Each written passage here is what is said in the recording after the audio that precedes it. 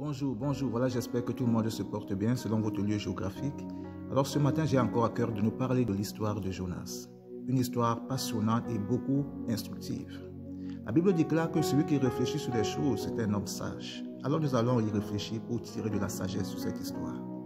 Jonas, c'est quelqu'un qui avait été appelé par Dieu pour une mission. Et dans sa rébellion, Jonas décida de passer outre la volonté de Dieu et de faire ce qui lui plaisait. Et en ce moment donc, il est devenu un ennemi de Dieu, un fugitif recherché par Dieu. Alors qu'il a pris le chemin de Tarsis, dans un bateau où il y avait beaucoup de passagers, Dieu décida de souffler le vent dans la mer. Et la mer devint agitée. Et le bateau commença à être ballotté de gauche à droite et les passagers ont eu peur parce que leur vie fut menacée, connaissant la mer. Pendant ce temps que le bateau est ballotté, Jonas décida donc d'aller au fond du bateau pour dormir, comme si rien ne se passait, alors que tout le monde s'agitait.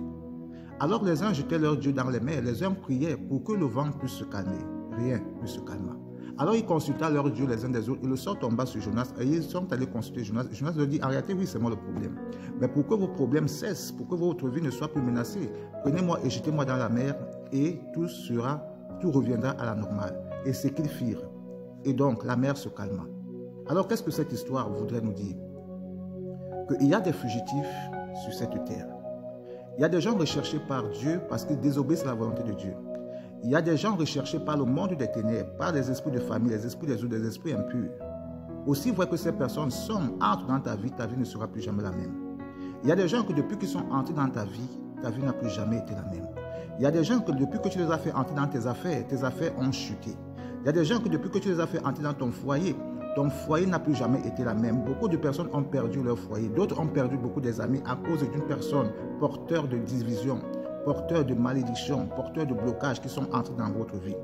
Et il y a des gens qui ont épousé des femmes, ces femmes étaient porteuses des esprits de mort.